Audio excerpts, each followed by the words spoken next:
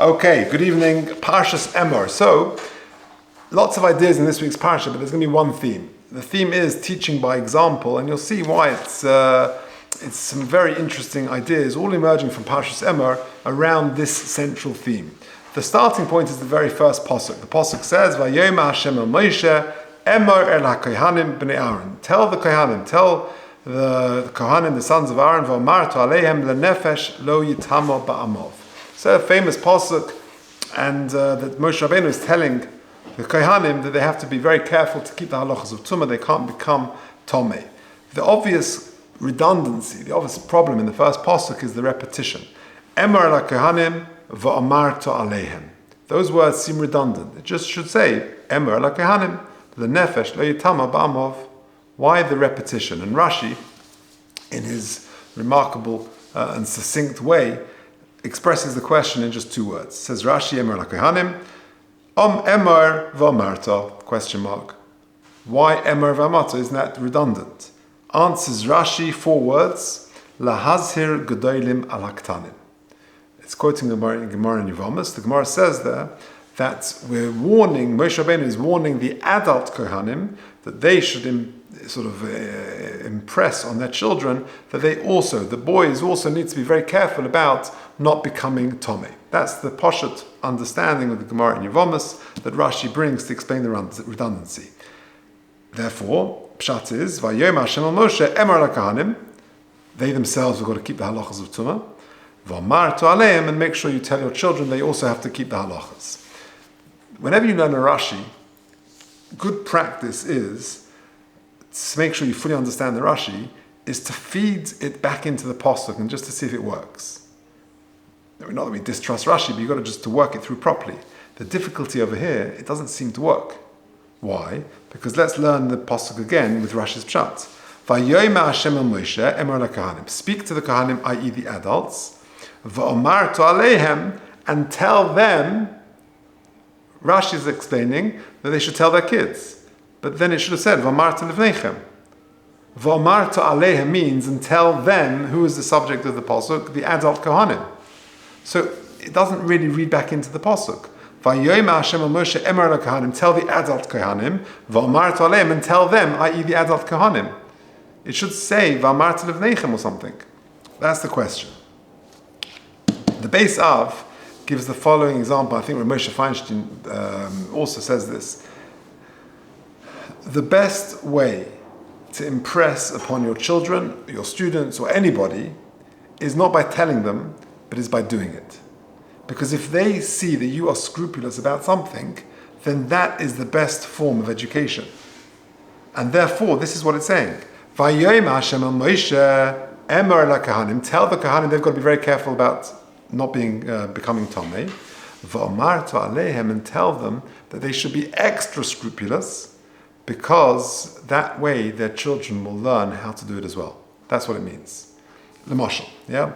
The story I always think of is the contrasting stories. I may have told you this before, I forget, but Pesach Kohen tells a great story about Shabbos party in kindergarten. Right? Do you remember those days where the Shabbos mommy, Shabbos daddy, Shabbos guest, and they're wearing, the Shabbos daddy is this 3-year-old boy wearing a jacket and a hat and a big badge saying Shabbos daddy. And one kid knows it's going to be Shabbos daddy that Friday, and he's very much into the role. And he sits down at his table, sitting opposite his 3-year-old Shabbos mommy, and that's some Shabbos guests, and he sits down and he goes like this, "It's been a tough week," right? This little 3-year-old says. And then he looks across at his 3-year-old Shabbos mommy and he says, "Darling, get me a beer." Where did he get that from? Right? So obviously that is he's acting out what he sees at home. The point is that kids pick up, I always remember one time I was doing a parents' evening in school, and I was sitting right at the back of the hall, right at the opposite end of the entrance, and I see this guy walk in, and I knew exactly who he was. Because I had a kid in my shiur who looked like him, who walked like him. The father's shirt was untucked, the kid's shirt was always untucked. They had the same sort of walk and gait, and then 2 seconds later the kid walks in behind, just a mirror of the dad. So it looked and he never taught his kid that. This is how you walk, this is how you hold yourself, this is how you untuck your shirt. It's just by osmosis it happens. The other story the contrasting story is, of course, the famous story with the Stipler. The Stipler, when he had his shidduch, the Chazon Ish, he was corresponding with the Chazon Ish. The Chazon Ish was very impressed with this young man who was writing him Divrei Torah. He saw his writing, and he found out that he was a bach, he was a single man. And the Chazon Ish had a young sister, so he thought, perfect. He made inquiries, and the shidduch was suggested, and the Stipler came into Vilna, I think it was, to go on to meet the Chazon Ish's sister. The Stipler had a very strict and unusual learning regimen. He would learn, I think, for 36 hours, and then he would sleep for another 36 hours. So basically, he would sleep every second night. He figured he's going to be on a long train journey from, I think it was Nevardok, I can't remember, I think Nevardok, wherever that was, to Vilna. It was a long train journey. So he figured to learn on the train, it's going to be very difficult. He'll stay up the whole night. And when he gets to the train, he'll sleep on the train. He'll be so tired, he'll sleep on the train, and that will be the most constructive use of his train time. Did that, stays up all night, davens in the yeshiva, and then goes to the train station. Now, you know what it's like. If you stayed up the whole night, Shavuos night, if you stayed up or whatever it is, when you get back the next morning, you're very, very tired. He gets to the train station, and he looks at the seats on the train, when he gets on the train, and he's choshesh, perhaps they've got shatnez in them. Now, that is a very, very far out concern. The Russian railway system was not, it wasn't the most prestigious and indulgent type of seats. But he was choshesh for it. And therefore he remained standing the entire train journey, despite his exhaustion. The trouble is, when he got to Vilna and he went out that evening, he was exhausted, sat down, and fell asleep. The next day, the sister went to the Chazon Ish, said, how was the date? How did it go? A disaster. Why? He fell asleep on me. Not a good first date. So the Chazon Ish looked into it and found out why he fell asleep and found out the whole story. Perfect. He's the guy for you. Because he's got tremendous Yiras Shamayim. Now, why did I mention this story? Because for me, that is a tremendous barometer of Yiras Shamayim. You're exhausted, but no one's going to know about it. He's there on his own. But he's got such tremendous Yiras Shamayim, he's choshesh for a very, unusual chumrah, but he's worried, that's his level of Yiras Shamayim, that he's willing to stand the entire journey. That's how you produce Reb Chaim Kanievsky, who's our sort of exemplar of Yiras Shamayim in our generation.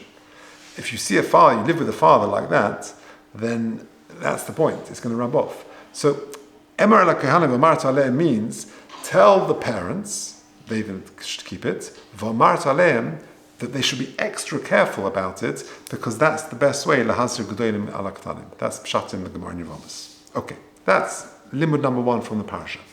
Limud number 2, there is a vod that Rabbi Fran brings from the Reish Rav in Drash V'Ayun, which is a very beautiful idea. It's this week's Parsha, which I think is also a very important sort of chinuch or parenting type of lesson. How so? There is a medrash in Parshas Emor. Take a look at paragraph 4. And if you're listening online, please email me at j.golker@gmail.com. I'll send you the handout. Omer Shiur, Sakinin, B'Shem Reb Levi.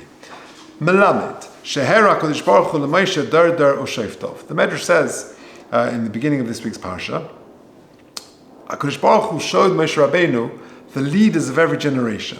Dar Umelachav, all the judges of every generation, the kings of every generation, Dar V'Chachamav, the Talmidei Chachamim in every generation, Dar Manhigov, the leaders, V'Hereo Shaul Ubanov, and HaKadosh Baruch Hu showed Moshe Rabbeinu Shaul, the first king of Klal Yisrael, Ubanov, Neiflim B'Cherev, they died by sword. So Moshe Rabbeinu said, Moshe Rabbeinu said to Hashem, Melech Rishon Sheyamad al Bonecha Yedake B'Cherev, the first king of the Jewish people is going to be killed by sword. Amalek Kadosh Baruch Hu, V'liyata Omer, you're talking to me, nothing to do with me. Emor el HaKohanim, go speak to the Kohanim. Now that's a play on words, because that's the words from this week's Parsha. Yeah, the first pasuk, Vayim Hashem Moshe, Emor el HaKohanim. Go speak to the Kohanim. What Kohanim? What's that going to do with Shaul? Shehorag, the Kohanim that Shaul killed. Shehem Makatrigim Oso, they're going to sort of be a prosecution against him. Shenem Vayim Hashem Moshe, Emor el HaKohanim b'nei Aaron. What on earth is going on? What is it referring to? It's referring to Noiv Ir HaKohanim. When David HaMelech was fighting, was fleeing from Shaul, he found refuge in a place called Noiv, which was a city of Kohanim. Doeg came and informed and told Shaul that they hid David, who was the sort of the nemesis of Shaul HaMelech, and as a result, Shaul ordered that all of these people be killed, and the whole town was wiped out. So don't tell me that he was killed. Emor el Kohanim. Says the Shiur, v'yesh lahavin. This is Rabbi Aaron Levine. Yeah, in the middle of the second paragraph, third box. V'yesh lahavin. Hari ikachet shel Shaul sheneh shalov. The real primary avera of Shaul HaMelech. Hoyemasha'ov al mitzvah Hashem. He violated the commandment of Hashem. V'chomal al Agag, and he had Rachmanis on Agag, the king of Amalek. Or Kamoisha Amr b'Yuma, like the Gemara says in Yuma, Shaul ba'achas. Shaul did one thing wrong, and he was punished for it. What was that one thing? The one thing was that he had Rachmanis on Agag. He was told by Shmuel HaNovi to wipe out the entire Amalek, and he did, apart from Agag. He wanted to make a public sort of execution of Agag the following day. The trouble is, that night, he fathered a child, and that perpetuated the people of Amalek.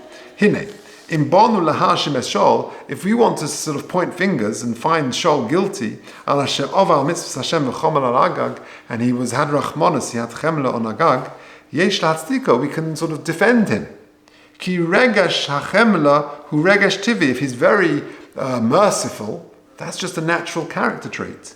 Hamushrush b'leiv adam, which is embedded in a person. Sometimes it's sort of automatic. He's very compassionate. What do you want from him? And if someone who's a very sensitive and compassionate person, sometimes he just can't kill the person. He can't kill Agag. He had Rachmanis. If that was true, next paragraph. In mitzad hazeh near the lamid zchus al haluchos Shaul b'mais Agag. If you want to be melamed zchus, to find some sort of merit in Shaul's action that he didn't kill Agag because he was too merciful, yamud k'moineid l'negdei, like a wall stands against you. Hamaisa shal rigas hakahanim b'noiv. The incident where he killed the kohanim in Noiv is the biggest wall against him. In other words, that just blew your defense. Ki b'maisa hazeh here omnam Shaul ladas she'ena klal me'ele rachi alev. He wasn't very compassionate there. Rak adarabah liboy avir v'chazok b'bli ches. He was very not compassionate. Of mokum asher lefidaitem mehut ve'hatzerich limsech midas hamishpat lo yod rachim. He knew no mercy. Lo yod chemla. There was no limits to his ruthlessness.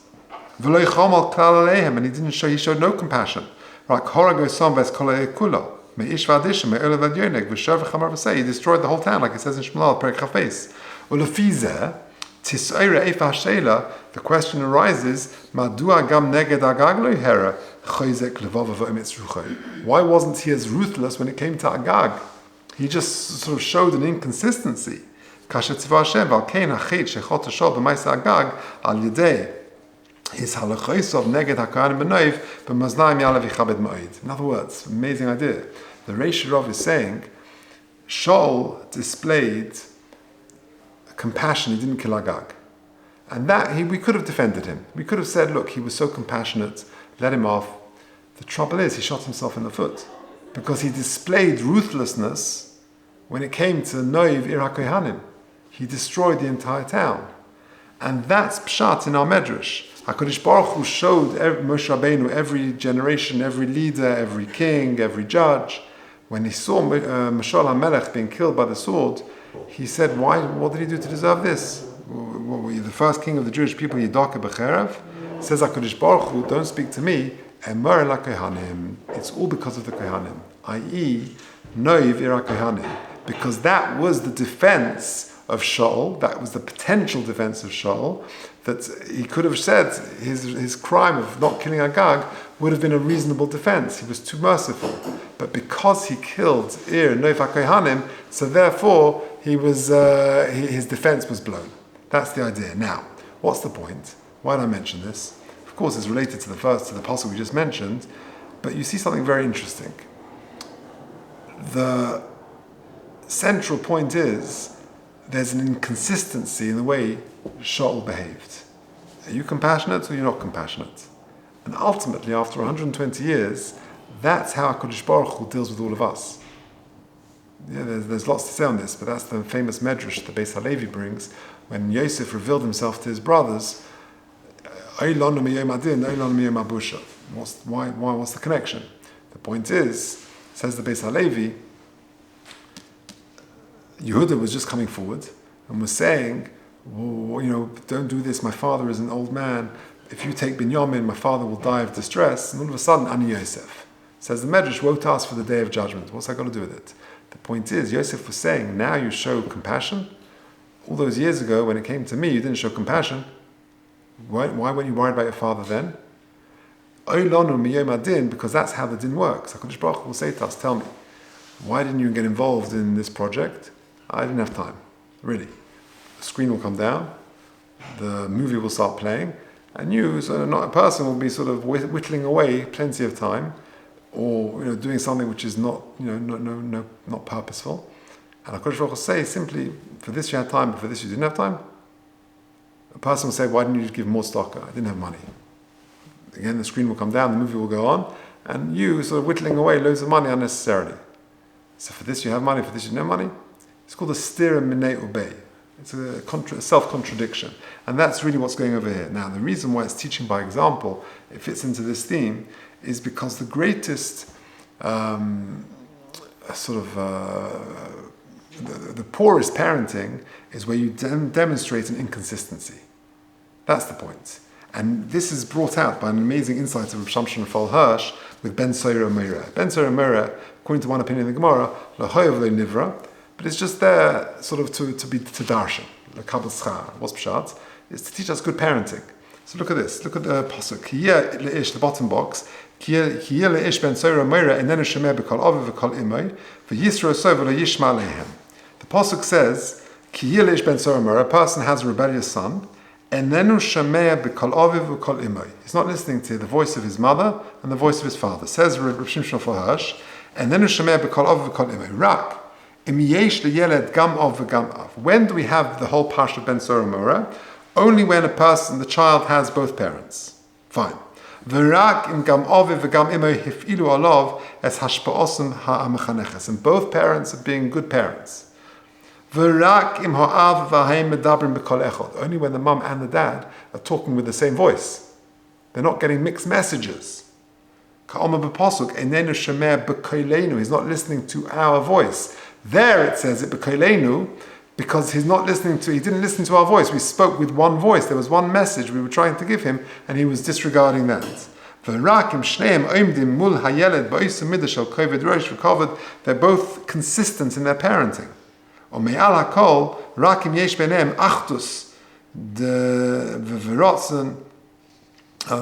they've got a common objective.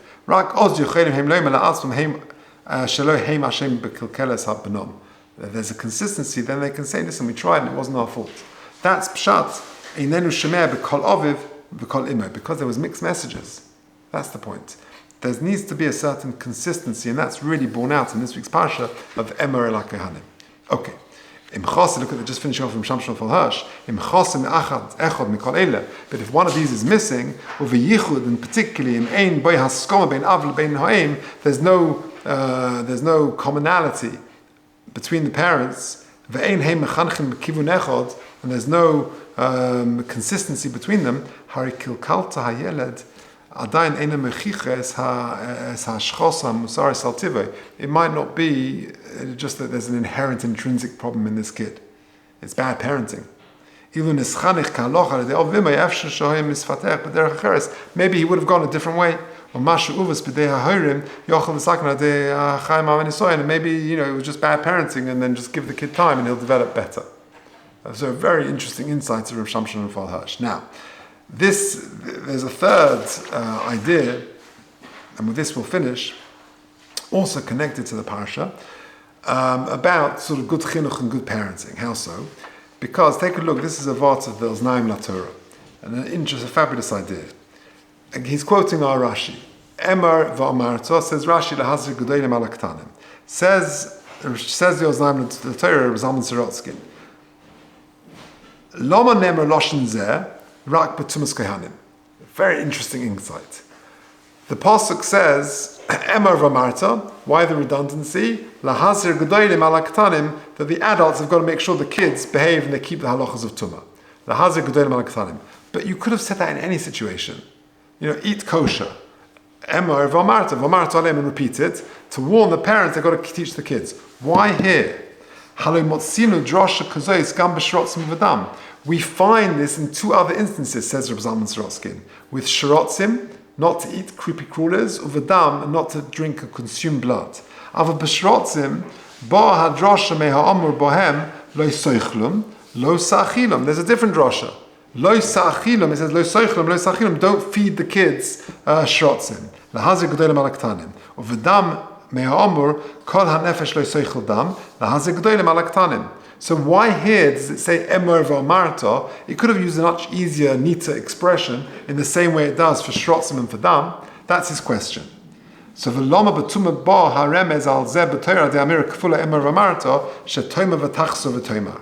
Why here, in the case of tumah, does the Torah instruct the parents that Emor v'amarto, like repeatedly, to watch your kids, to try and be mechanech your kids properly? Says the Oznaim La Torah, amazing. There are two sources of instruction for every child. Aleph, number one, number one, the home or their extension, their shliach, the school, the parents, the Rebbe. Beis, and number two, harachoiv, the street. Hasviva, the environment. Asher bon nimtza hayeled, that the child finds himself in. V'chein omru chazal, harbe shchenim haroim oisim, the danger that a bad neighbor or bad environment can do.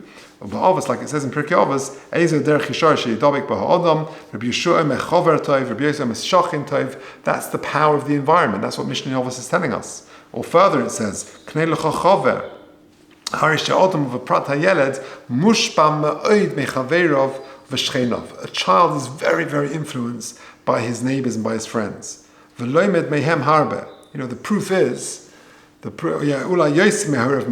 he's more influenced by the street than he is by his home or his school. Amazing. The proof is, I tell the kids sometimes, you go to yeshiva, they go to Sem. You've been to the same Jewish high schools, whether it's America, South Africa, Australia, England, but you get there, you're just different. What makes you so different? We're all mushba from the environment we're in. Says Rav Zalman Sorotskin, there are two sort of influences on the child. The home, parents, sort of stroke school and teachers, and two, the street. Now, va'ashrei ho'ish, I'll do this quickly because I know we're running late. Va'ashrei ho'ish, ha'mechanech hisbolav b'sviva tova. Happy are the parents, they bring up their child in a good environment, u'matim l'rucha, which is good for the ruach of the kid. Ki oz ha'sviva mesayalo, hu nizhirez bonav al ha'shabbos, va'vasviva shmeres ha'shabbos, because he's telling the kid, make sure you keep Shabbos, and the whole community are keeping Shabbos. So there's a consistency between the home and the street. He's telling the kid, make sure you wear tzitzis, go to minyan, because that's what they do in his environment. It's much easier because there's a consistency. Aval, next paragraph. Woe to the parents, very hard if you're trying to bring up a child in an environment which is foreign to the messages which you're giving your kids. If you're telling your kids keep Shabbos and none of the neighbors, none of the friends in the environment are doing it, very hard. And they're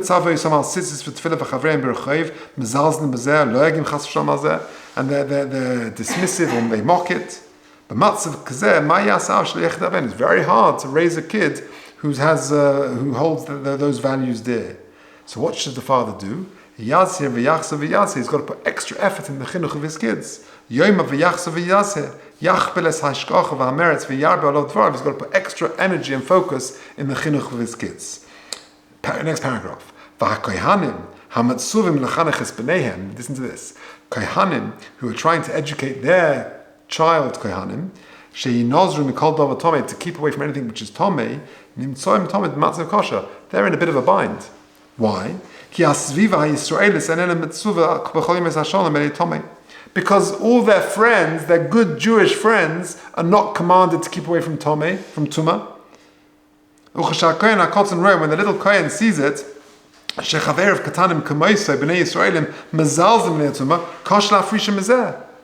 playing hide and seek in the local cemetery. All the kids in the class are playing, but he can't. It's very hard because the Rechav is going against the chinuch of what the parents are telling him, because he sees all his friends doing it. Next paragraph. Lochein boaz hora tzuma beloshen emor v'amato lahazir gdolim al haktanim lahadgish al hakoishi sheyesh bechinuch haktanim leishom mikol tzuma besviva she'enu mitzvah ve'enu teres bezeh. Here, when it comes to Kohanim, because all the other kids in town are doing these things and they're not being careful to keep away from Tumah, therefore, and